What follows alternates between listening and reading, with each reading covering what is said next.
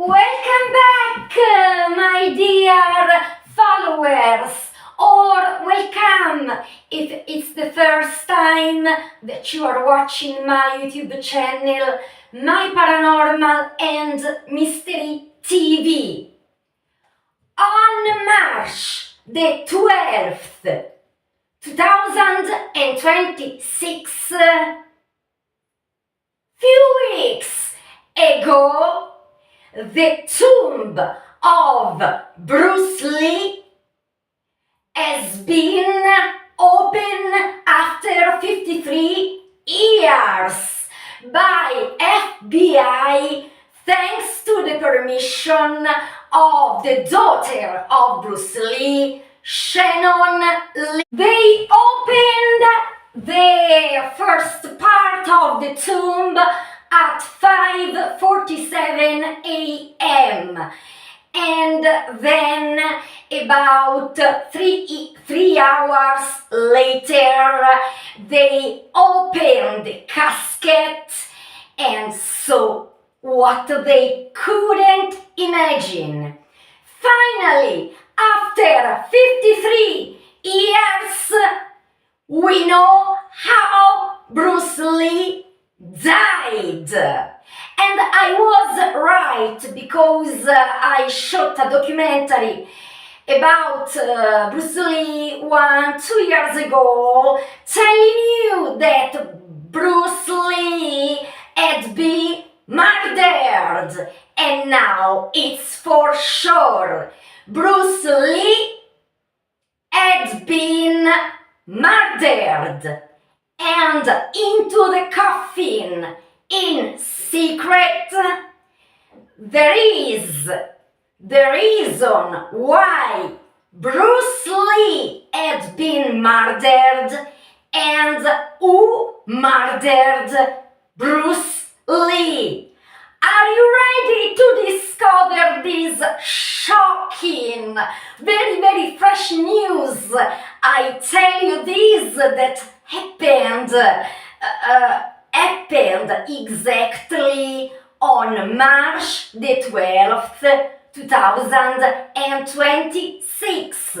And we must thank FBI and Shannon Lee if now we can finally give justice to Bruce Lee. When they opened the casket, the agents, scientists had, of course, masks on face, and they got completely shocked. They took their masks off because the body of Bruce Lee was completely intact, still handsome, still perfect, as he was buried the day before or even a few hours before. He was completely intact, and a wonderful, mesmerizing scent of sandalwood. This is all the truth, and in few minutes I'm going to make you watch this incredible, very fresh news. I did a documentary about Bruce Lee 1 or 2 years ago, and I told you many secrets and so on. But I couldn't reveal you exactly how things were and who killed Bruce Lee, because at the time I hadn't the informations I have right now, fresh of a few weeks ago. The official cause of death was said that he died by a cerebral edema caused by an allergic reaction to a painkiller called Aquagesic. That was a legal painkiller because the night he died, he suffered from a terrible headache. It wasn't a lethal medicine. This medicine was given by his secret lover, Betty Ting Pei, an actress that then secretly and for a short period became his secret lover. But he already dumped Betty Ting Pei because he wanted to be the perfect husband, faithful husband to his wife, Linda Lee Cadwell, and take care as much as possible of his children, Brandon Lee and Shannon Lee. Even if I didn't know all these official documents I have today, I can tell you that I was completely right, because immediately, even 2 years ago, I told you Bruce Lee was murdered. It wasn't an accident or an allergic reaction to Aquagesic. I never got this official version. And so, now that I know the truth, I don't waste any other time. I just want to stress that my name is Erika and my artistic name is Rose Tomb. And I do all these documentaries completely for free. I'm not paid to shoot these documentaries, and I do all these for free because I want to give justice, to help to give justice to people who still hadn't. And so I'm not paid, I do all these for free. And this is the reason why people trust me. Warning! Some images could disturb the sensitivity of the viewers. 50 years. For more than 50 years. Has been one of the most visited graves in the world. Fans travel from every corner of the planet to stand quietly in front of it. Some leave flowers. Some leave handwritten notes. Others perform small martial arts moves as a sign of respect. Many simply stand there in silence. The grave sits at Lakeview Cemetery, overlooking a calm stretch of grass and trees in Seattle. It looks peaceful, almost ordinary. But the man buried there was anything but ordinary. Bruce Lee changed martial arts forever. He changed action movies forever. In only a few years, he went from a struggling actor to one of the most recognizable faces on Earth. Then suddenly he died. July 20th, 1973. He was only 32 years old. The official explanation said he died from swelling in the brain. Doctors called it cerebral edema. According to reports, he had taken a simple painkiller for a headache. But almost immediately, people began asking questions. How could one of the most physically fit men in the world die so suddenly? Why did the story about his final hours keep changing? Why were there so many rumors about what really happened that night? For decades, the questions never stopped. Some people believed Bruce Lee had powerful enemies in the martial arts world. Others said criminal groups in Hong Kong wanted him gone. Some believed he had discovered something dangerous during his rise to fame. There were whispers about poison, whispers about secret challenges, whispers about people who were afraid of how powerful Bruce Lee had become. And through all those years, the grave remained closed. Visitors came. Before arriving at March the 12th, 2026, when the tomb of Bruce Lee has been opened by FBI and discovered something shocking, the truth after 53 years. It's necessary to understand the life and the impact of Bruce Lee in the whole world to understand who murdered him. Bruce Lee was born On November 27th, 1940, in San Francisco. His father was a Chinese opera performer who was traveling in the United States at the time. But Bruce didn't grow up in America. He grew up in Hong Kong. The city was crowded, loud, fast, and for a young boy like Bruce, it could also be rough. His family had some connections in the entertainment world, so Bruce actually appeared in small films as a child actor. By the time he was a teenager, he had already appeared in several Hong Kong movies.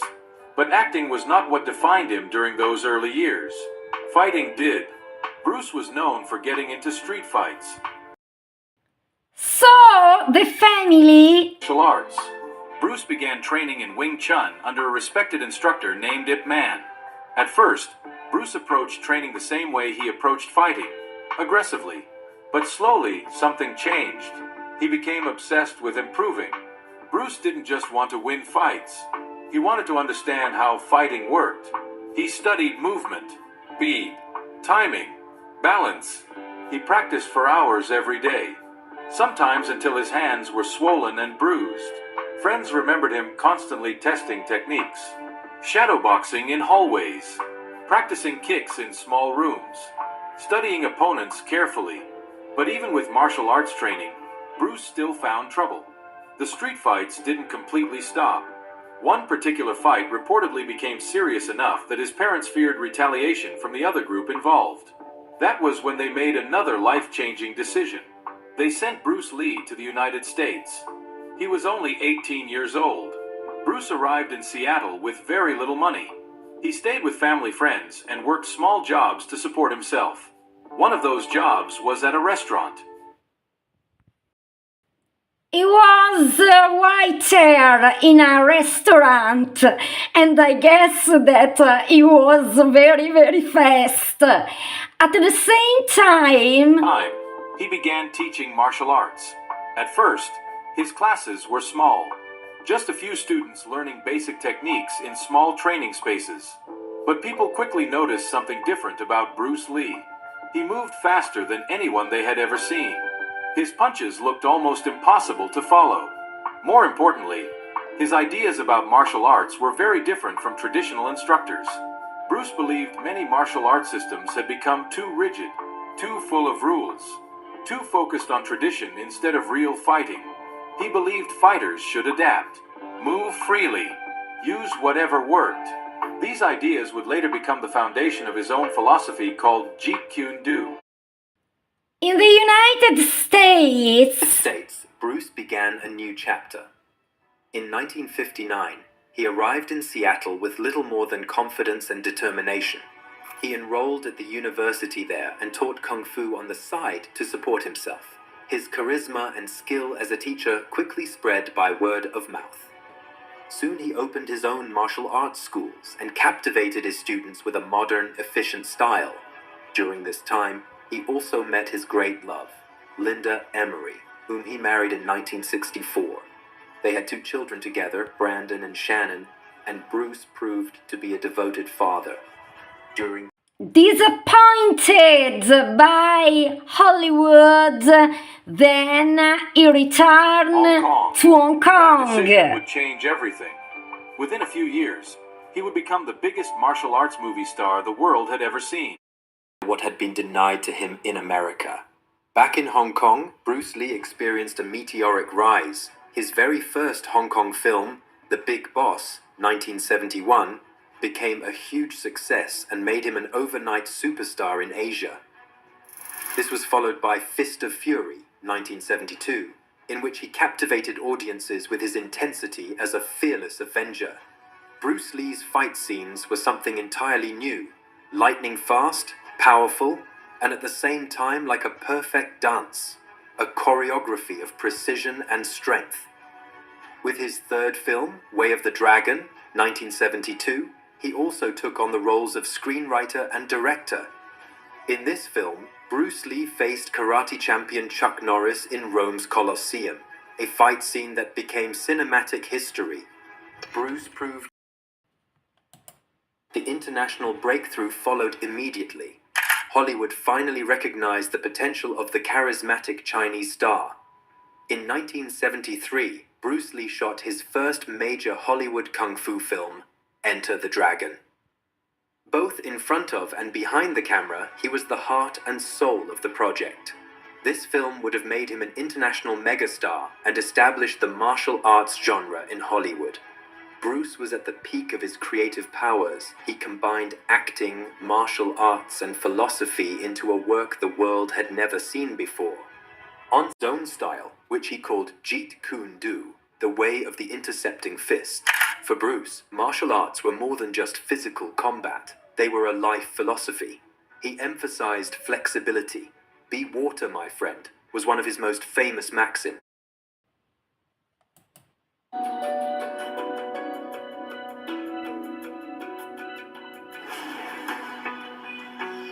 The night Bruce Lee died did not begin with alarm or forewarning.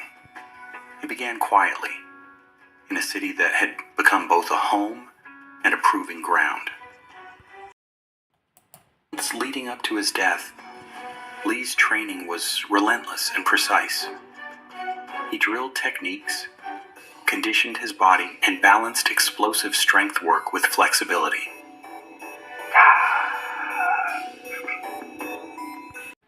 '73, Bruce Lee went about the day much as he often did. Early that afternoon, he met with Australian actor George Lazenby, exploring the possibility of casting him in Game of Death. And promise, excited by the possibilities of expanding martial arts cinema into broader storytelling. After the meeting, Lee and producer Raymond Chow drove together to the home of actress Betty Ting Pei, a colleague and friend who lived in Hong Kong's Beacon Hill neighborhood. Betty Ting Pei was also the ex-secret lover of Bruce Lee. Not long before dinner plans, Lee began to complain of a headache, a symptom that he had experienced before, but considered not unusual given his schedule. Betty Ting Pei offered him a pain relief medication known as Equagesic, a combination of aspirin and meprobamate that was commonly prescribed at the time for headaches and muscle tension. Lee had taken similar pills in the past without apparent incident. After ingesting the medication, he lay down to rest, assuming the discomfort would pass. He never woke up. The moment everything stopped. When Lee did not respond after several hours, concern grew among those present. Attempts were made to wake him, but there was no response. Medical help was summoned, and he was rushed to Queen Elizabeth Hospital in Kowloon, where doctors tried to revive him. At 11:30 p.m., Bruce Lee was pronounced dead. Images, videos from the funeral. Transport back to the United States, where his family lived. The final destination would be Seattle. When the plane carrying his body arrived, many fans were already waiting. The funeral service took place in July 1973. Hundreds of people came to pay their respects, including actors, martial artists, filmmakers, and friends. The casket remained closed for most of the service, but the atmosphere inside the funeral hall was heavy. People spoke quietly. Some could not hold back tears. One of the people present was his wife, Linda Lee Cadwell, who had been by July 20th, 1973, a hot summer day in Hong Kong, tragic news shook the world. Bruce Lee was dead. For years, his presence had captured the hearts of millions and fascinated the film world with his blend of philosophy and breathtaking martial arts. Bruce Lee was far more than just an actor and martial artist. He was a cultural phenomenon, a hero, and an inspiration for generations. Yet away from the spotlight, he spent his final hours in seemingly ordinary calm. No one suspected that this sudden end would have such profound effects on the world. Autopsy revealed the immediate cause of death to be cerebral edema, or swelling of the brain, with Lee's brain weighing significantly more than the average adult human brain at autopsy. His normal brain weight of approximately 1,400 grams had increased to over 1,575 grams. Indicating fetal. There were no external injuries, no signs of foul play, and no blocked blood vessels. The condition was real. What caused it remained less certain. The official verdict. The coroner's court in Hong Kong returned a verdict of death by misadventure, concluding that the cerebral edema was likely caused by a hypersensitivity reaction to compounds found in the equagesic pill Lee had taken earlier that evening.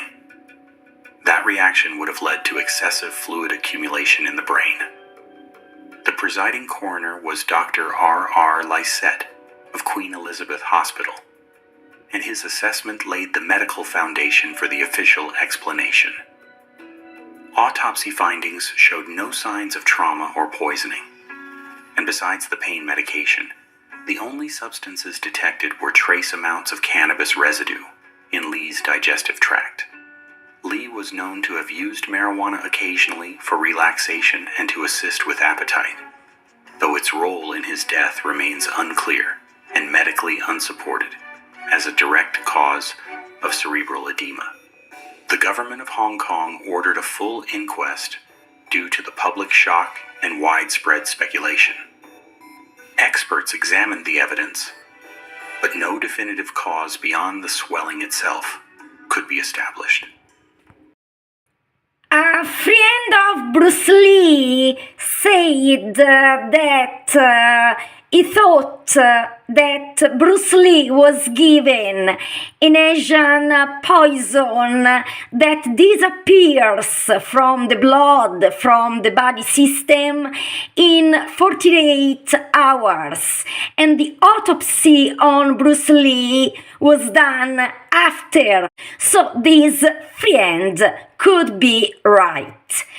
Now we are arriving at the truth, but before the truth, I make you watch a summary about the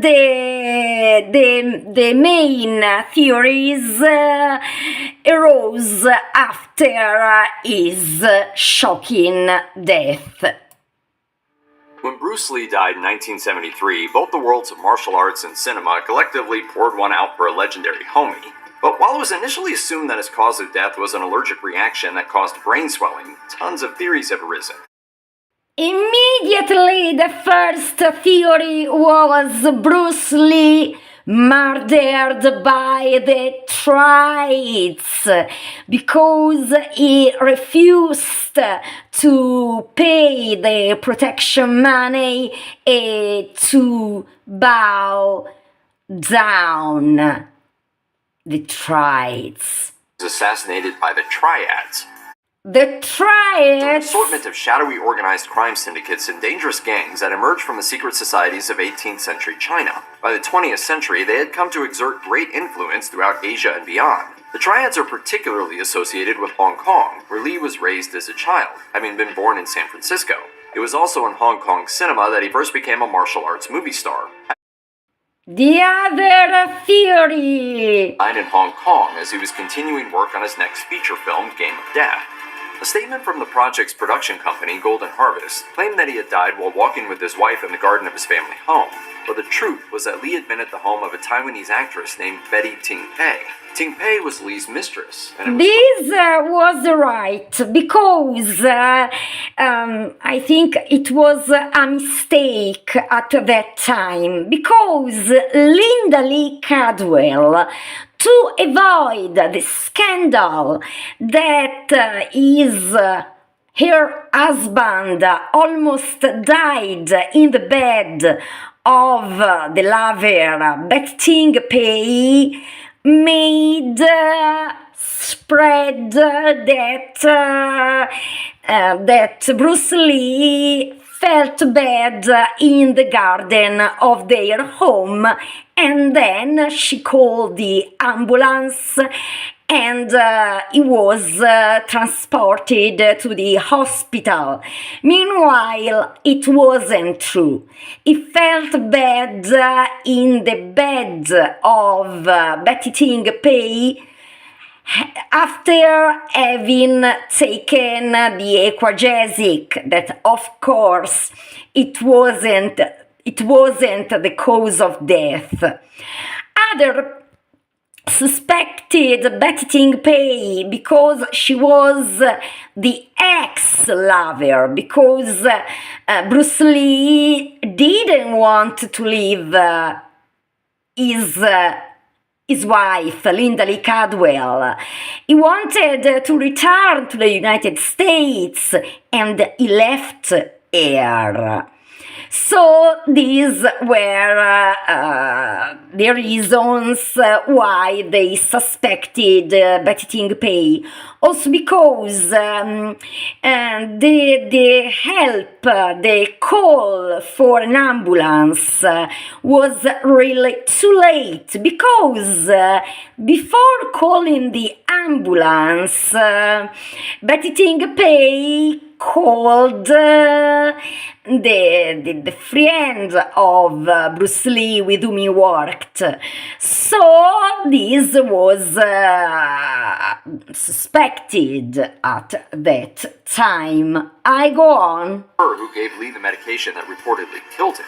After taking it, he took a nap in her bed and never woke up. Remained was a rumor that Ting Pei had purposefully poisoned her famous lover out of jealousy. Some came to believe that the increasingly bankable movie star was murdered by his own business partner. Raymond Chow was a Hong Kong journalist turned publicist, and his work for Shaw Brothers Studios was instrumental in making kung fu movies a worldwide phenomenon.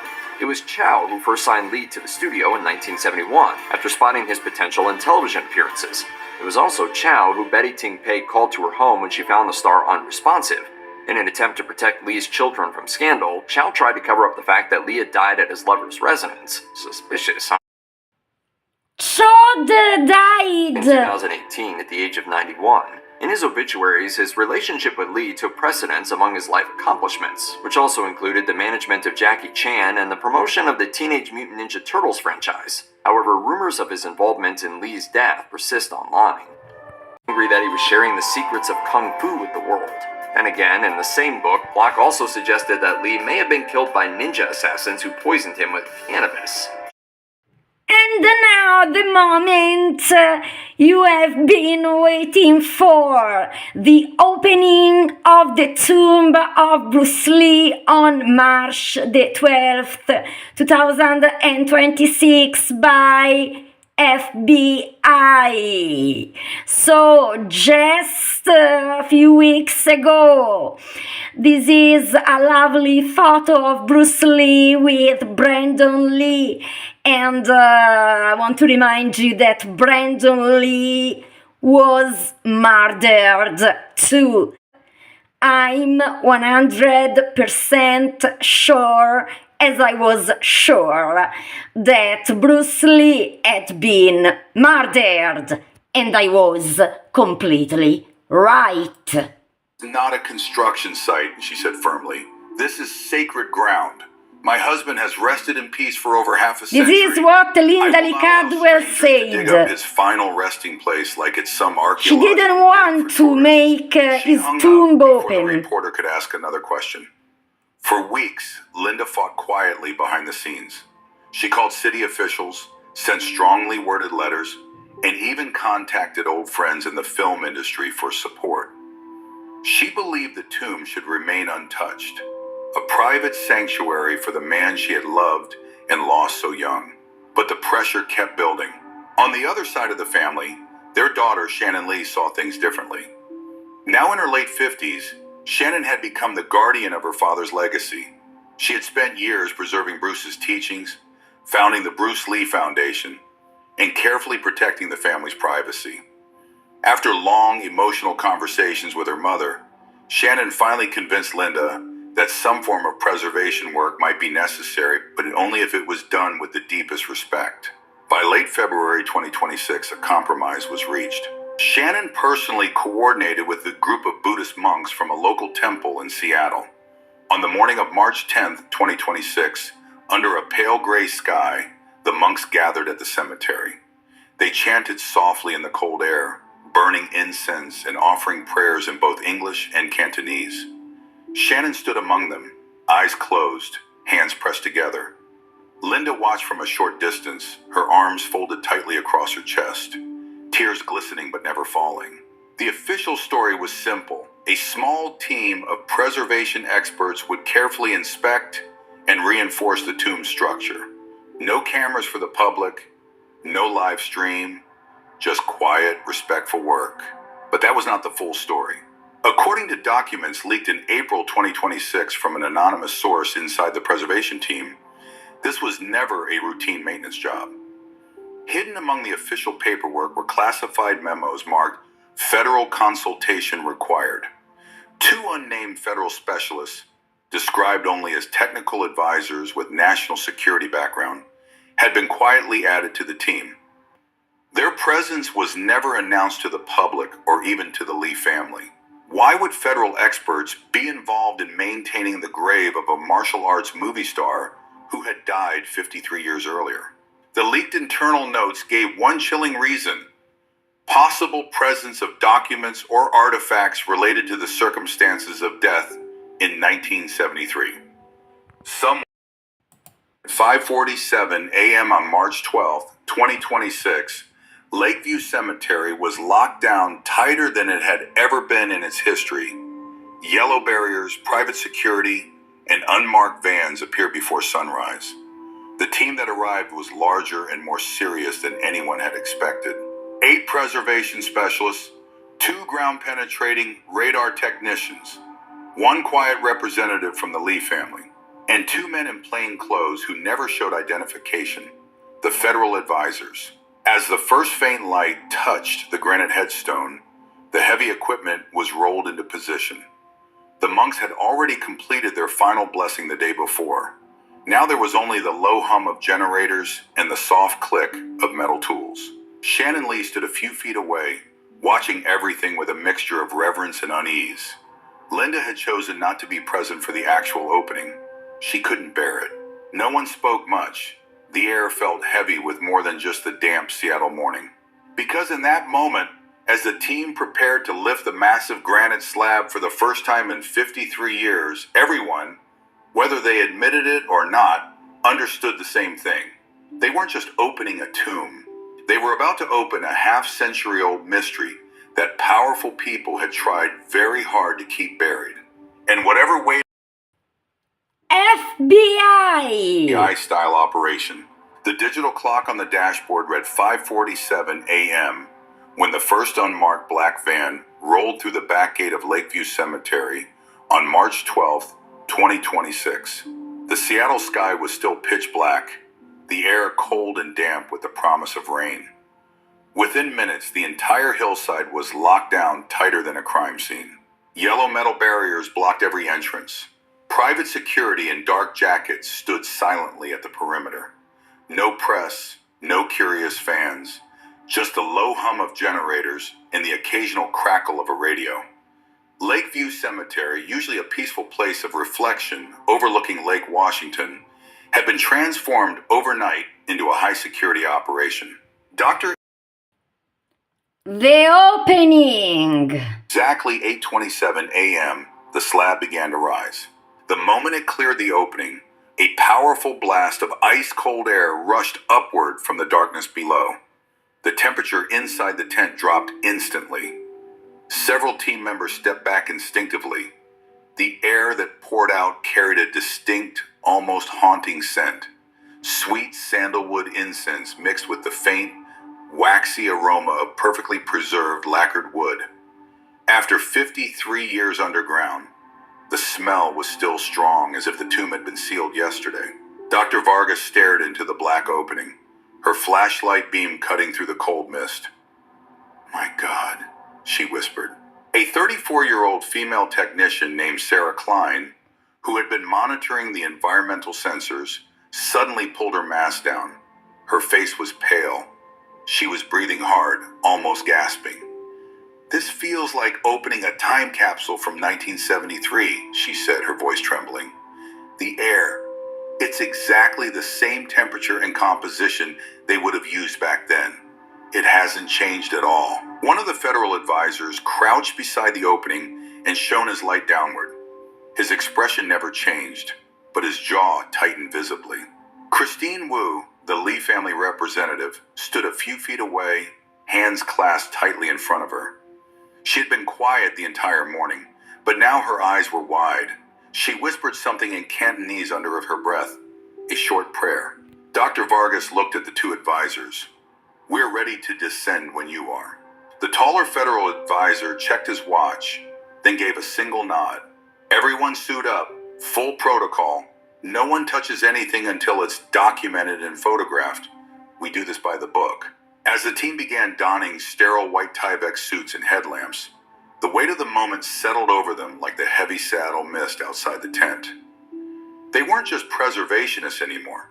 They weren't just technicians. They were about to step into a sealed vault that had remained untouched since July 31st, 1973, the day Bruce Lee was lowered into the earth. And whatever secrets had been buried with him for 53 years were finally about to see light again. Chapter 5. What they found inside, the shocking evidence. The narrow metal ladder creaked as Dr. Elena Vargas descended first into the darkness. The cold air from below wrapped around her like invisible hands. At 8:41 a.m. on March 12, 2026, the team finally stepped into the sealed chamber that had remained untouched since July 31st, 1973. The first thing that hit them was the smell, not decay, but something strangely alive. Sweet sandalwood incense mixed with the faint, waxy scent of perfectly preserved lacquer. The temperature inside was exactly 4 degrees Celsius. After 53 years underground, the air felt as though it had been frozen in time. Flashlights swept and everything, touched nothing until it's photographed. They began carefully removing the outer protective layers. The first major discovery came within minutes. One of the technicians, a quiet man named Marcus Reed, gently lifted a long, narrow wooden box from a side compartment. Inside, resting on red silk, was a pair of nunchaku, the exact pair Bruce Lee had used during the filming of Enter the Dragon. The lacquered wood still shone as if brand new. But when Marcus turned them under the light, he noticed something strange. A tiny seam along the handle. With trembling hands, he unscrewed the end cap. Inside the hollow chamber was a miniature recording device. An old micro cassette recorder, no bigger than a matchbox, still wrapped in protective plastic. The tape inside was labeled in Bruce's own handwriting. Private notes, July 1973. The entire team froze. Next came a thick, leather-bound notebook. Dr. Vargas opened it slowly. Page after page was filled with Bruce Lee's unmistakable handwriting.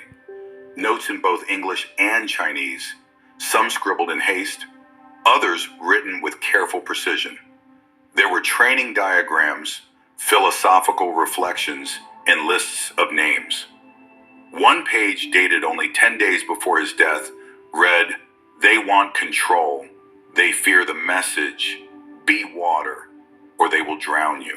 Sarah Klein, the 34-year-old environmental technician who had gasped earlier, was now visibly shaking. But the real shock came when they reached the sealed compartment at the head of the casket. Inside a small lacquered box embossed with 2 intertwined dragons was a single envelope, still perfectly sealed with deep red wax. The wax bore the same dragon emblem. Dr. Vargas's gloved hands trembled slightly as she broke the seal. She unfolded the thick parchment.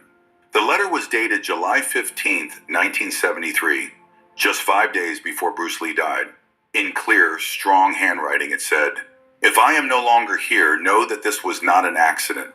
They are afraid of what I am about to expose. Do not believe any official explanation. The truth is in the details they will try to bury. Be water, my friends, and never stop flowing." The tent fell in. Liquid remained inside. One of the advisors carefully placed it into an evidence bag without comment. Finally, tucked beneath the vial were 4 faded Polaroid photographs.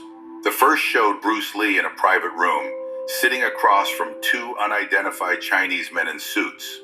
On the back, in Bruce's handwriting, "Meeting with Mr. Wong, an associate, June 1973. The second and third photos showed the same men handing Bruce what appeared to be documents. The fourth photo was the most damning. Bruce standing with the men outside a Hong Kong nightclub, his expression tense. On the back, he had written in bold letters, "They want full control of my films and the Be Water message." I said no. Dr. Vargas stared at the photos for a long moment, then looked up at the federal advisors. "This isn't preservation work," she said quietly. "This is an investigation."